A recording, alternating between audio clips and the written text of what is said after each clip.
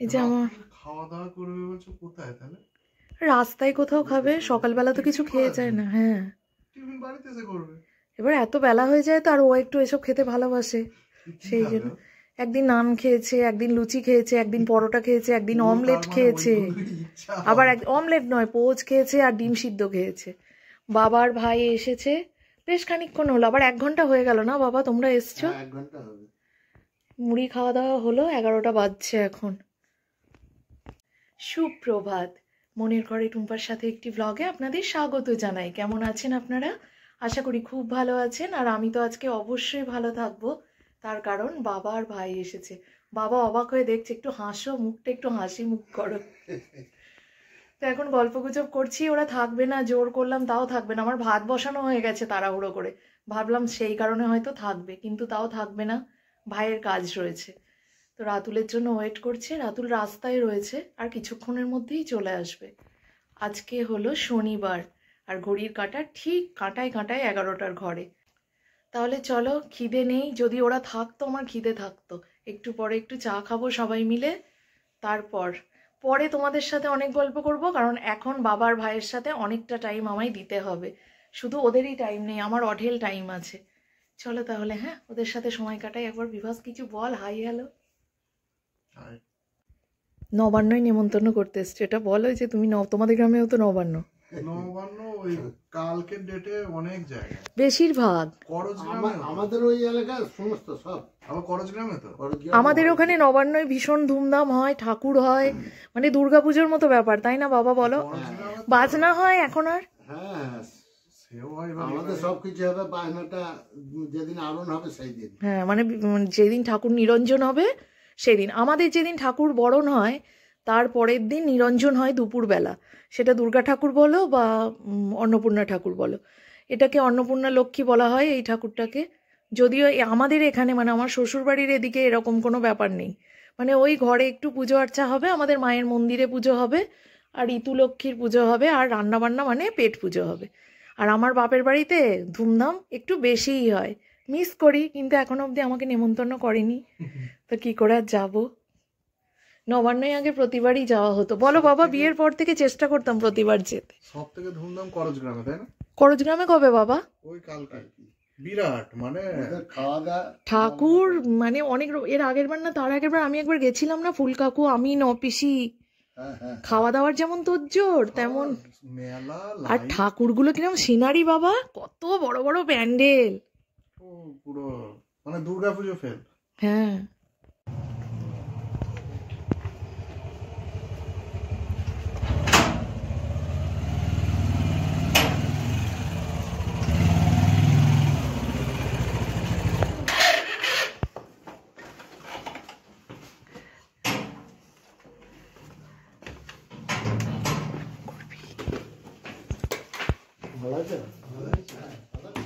আর এগুলো কি হয়েছে? হ্যাঁ, ওগুলো কি করানে হয়েছে? কি ওই জিনিসটার নাম কি? কি হয়েছে? বয়স হচ্ছে মানে? রাতুল তোকে আমি বলেছি 2 হাত দিয়ে প্রণাম করতে হয় বাবা, 2 হাত দিয়ে প্রণাম, সেই জন্য বয়স হলে এগুলো হয়। ও বসো না, এটা চেয়ারটা নাও। চা খাবে তো? চা করেছি। রাতুলও কিছু খাইনি তো। হ্যাঁ, ওই তো বিভাসকে দিলাম। দিদি তবে তোর মতো কিন্তু দাগ ধরছে। ওটা ঠিক হয়ে যাবে, ওটা ঠিক হবে বছর 2 তারপর আবার পুরো ক্লিন। হ্যাঁ, কি জল নেই এখানে? ও বাবা খাবে চা? তোমার রাতুলের খেলে একটু খাও না, এইদিকে দুপুরবেলা এসে বলবে অ্যাসিডিটি হয়েছে আর খাবো না। তুইও কিছু খাসনি তো? তাহলে তুই 2টো মুড়ি খাবি? মামা ওই কেক এনেছে, ওইটা খাবি, পেট ভরে যাবে।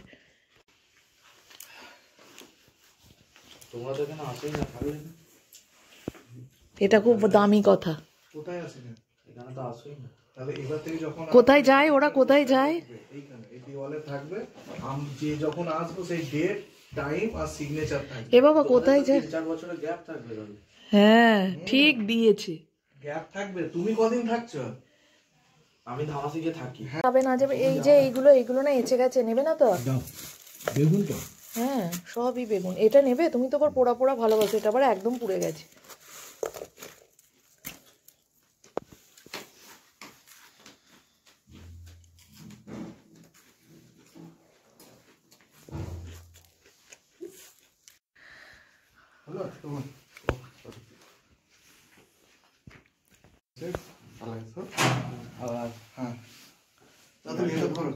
আসলে এটা দেখানোর জন্য বিভাস তোর কোথায় পড়ছি। ও বাবা দাঁড়াও দাঁড়াও দাঁড়াও।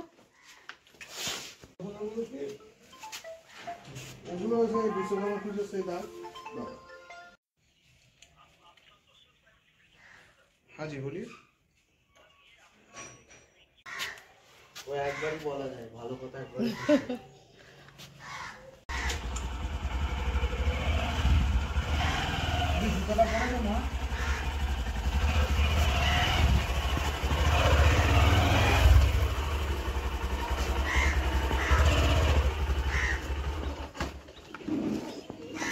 নে হেলমেটটা শেষে নিবি, ব্যাগটাকে নিয়ে না।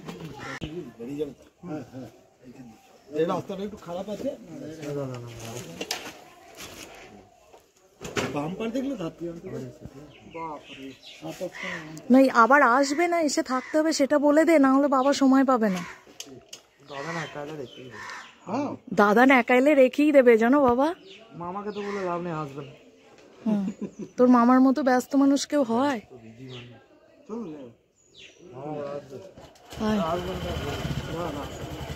আবার আসবি। হ্যাঁ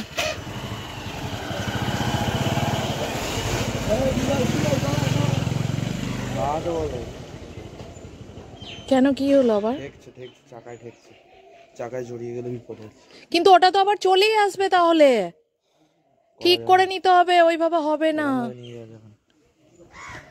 ঠিকই করে নিতে হবে ওইভাবে, বাবা প্রথমে ঠিকই বললো। ধরে কি করে নিয়ে যাবে? তাহলে মাঝখানে বসিয়ে নাও বাবা।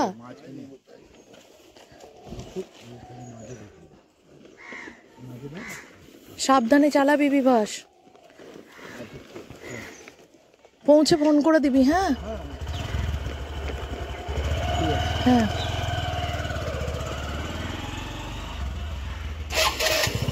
কোথায় তাই?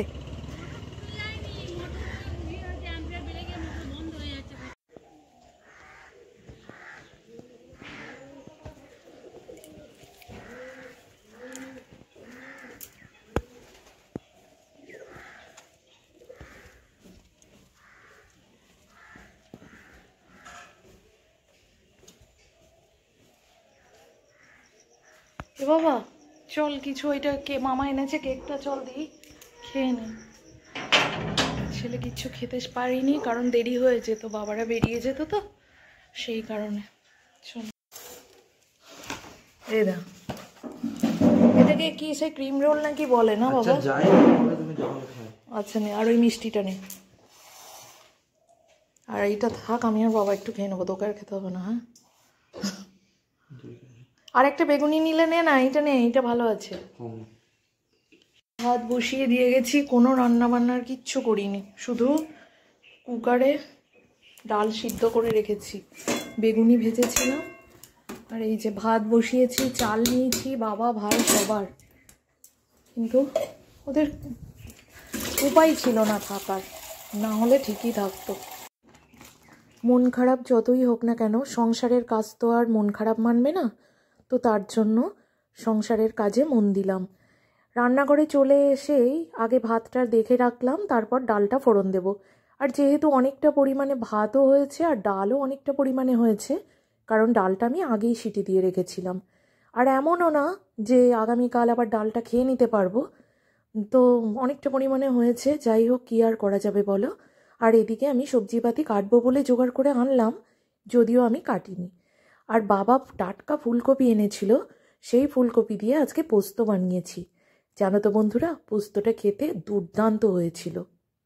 বাবা আর ভাই খেলেও পোস্ত, ডাল আর বেগুন ভাজাই মেনু ছিল, কারণ ওরা এটা খেতে খুব ভালোবাসে। তো চলো বেগুনগুলো ভেজে নিই। তেল গরম করে নিয়েছি, এবারে ভাজা হবে বেগুনটা আমি নুন হলুদ মেখে রেখে দিয়েছিলাম অনেকক্ষণ আগে। আর এই যে দেখে নাও আজকে রান্নাবান্নার ফাইনাল লুক, কারণ বেগুন ভেজেই খেতে বসা হবে। ফুলকপি আলু পোস্ত আর কলাইয়ের ডাল, বিউলির ডাল যাই বলো না কেন, কারণ রাতে আর আজকে রান্নাবান্না করবো না, যা থাকবে তাতেই হবে। ভাত তো অনেকটা পরিমাণে চাল নিয়ে ফেলেছিলাম, যেটা আগেই বলেছি, তো ভাত থাকবে। না হলে ভেবেছিলাম আগে থেকেই যে দিনেই রান্না করে রাখবো তরি তরকারি সব, আর রাতে শুধু একটু ভাত করে নেব। তো যেহেতু ভাত বাবা ওরা খেলো না, ভাই বাবা, তাই ওই ভাতেই হয়ে যাবে।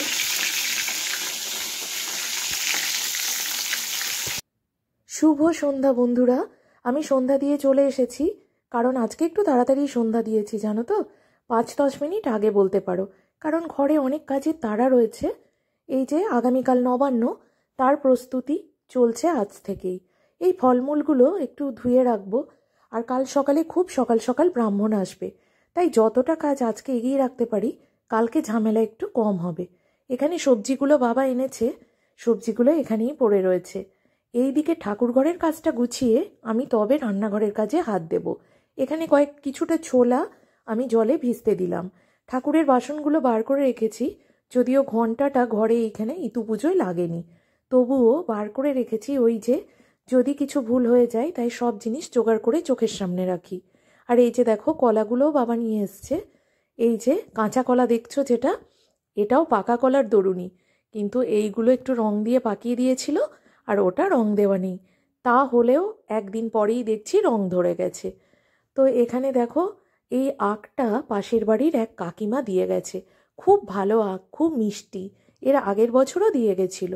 এখানে আমি যতটা যা পারছি জোগাড় করে রাখছি, আর এক্ষুনি বিপদ ঘটতে পারতো।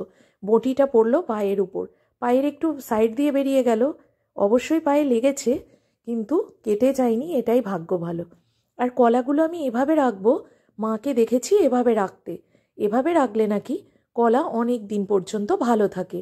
আর শীতকালের কলা ভালো তো থাকবেই, আর নবান্নতে অনেকটা পরিমাণে কলার প্রয়োজন আছে, তাই বাবা সব জোগাড়যন্ত্র করে মেয়ের বাড়ি দিতে এসেছে। না বন্ধুরা, শুধু দিতে আসাটাই ব্যাপার না, ভাই যেহেতু বাড়ি এসছে একবার দেখা করাটাও ব্যাপার, কারণ অনেক দিন পরে ভাই এলো। ভাই সব সময় করে উঠতে পারে না, তো সেই কারণে এসে আর থাকতে পারলো না।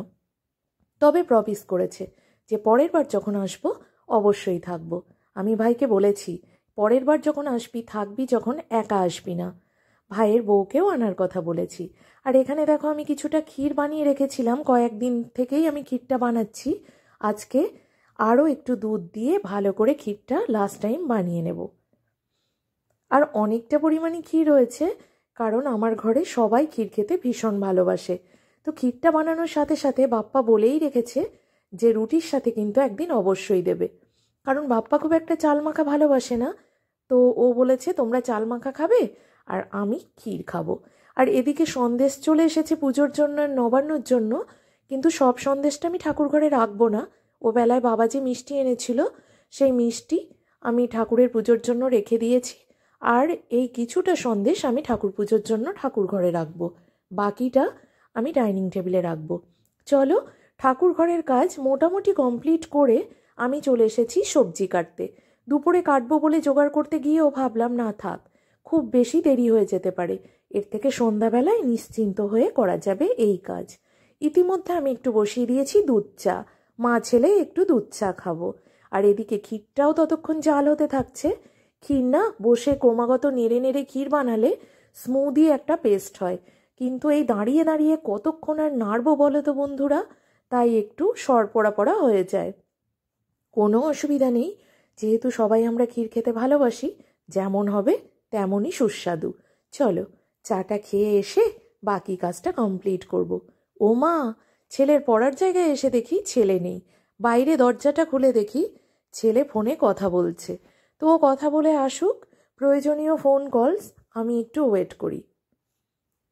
আর এখানে দেখো এই সবজিগুলো, ছোলার শাক একটু এনেছে, গুড় পর্যন্ত এনেছে বাবা, মানে সবটুকু নবান্নর জন্য যতটুকু যা লাগে ততটুকু বাবা সব জোগাড় করে নিয়ে এসেছে বলতে পারো। আমি তো জানতামই না যে বাবা গুড় কিনেছে। তো আগের দিন বলছে তুই যেন গুড় কিনতে দিস না, আমি গুড় অনেকটা নিয়েছি, তোর হয়ে আবার বেড়ে যাবে। এটাই প্রাপ্তি বলো। বাপের বাড়ি থেকে যেটুকু জিনিসই পাওয়া যায় না কেন, বাবা মা সযত্নে গুছিয়ে সেই জিনিসটুকু নিয়ে আসে। অবশ্য আমার ভাইও সমানে সব জিনিসগুলো জোগাড় যন্ত্রতে গুছিয়ে নিতে খুব হেল্প করে। আর আমার ভাইয়ের বউ, সে আগে থেকে ব্যস্ত হয়ে যায় কি কি জিনিস কিভাবে দিলে জিনিসটা দিদিভাইয়ের কাছে ঠিকঠাকভাবে পৌঁছাবে। দিয়া এটা লিখে আলাম আবার। আমি তাই ভাবি যে এইটা আমি দেখেছি কোথাও একটা, কোনটা আমার ভালো নাম্বার বেঁচে গেল, নাম্বারটা পুরো 3 নম্বর হাতে।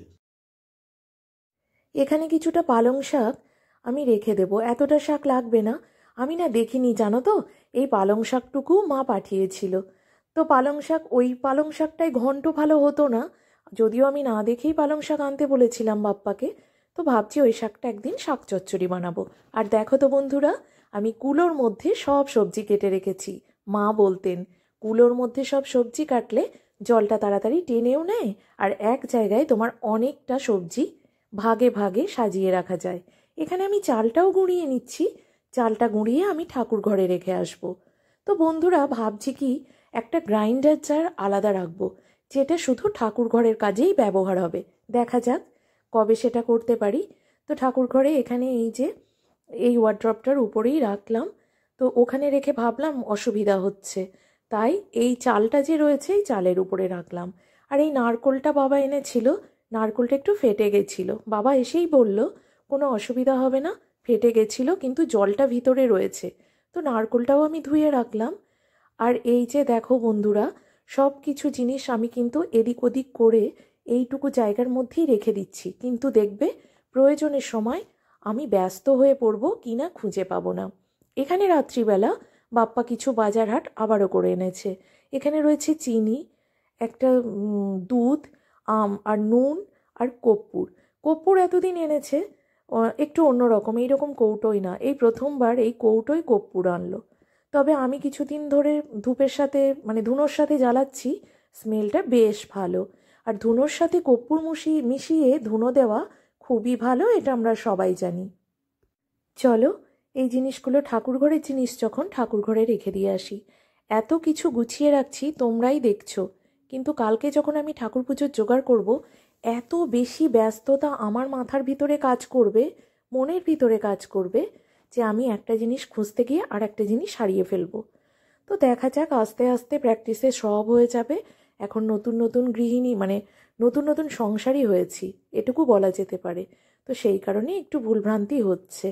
গৃহিণী তো অবশ্যই, কিন্তু পাকাপোক্তভাবে সংসারী আমি সদ্য হয়েছি। জড়ো আর সবজির খোসা এখানে, বালতিটা পুরো ভরা। আর এই যে দেখো এখানটা সব ঢেকে রেখেছি। এই যে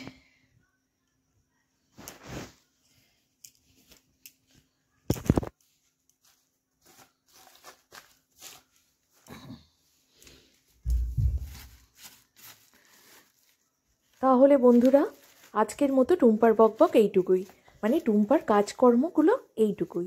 আগামীকালের ব্লগটা দেখতে মিস করো না কিন্তু। অবশ্যই আমার বাড়ির নবান্নয় তোমাদের সকলের নিমন্ত্রণ রইল, এসো কিন্তু। সব মোছা একদম কমপ্লিট। চলো।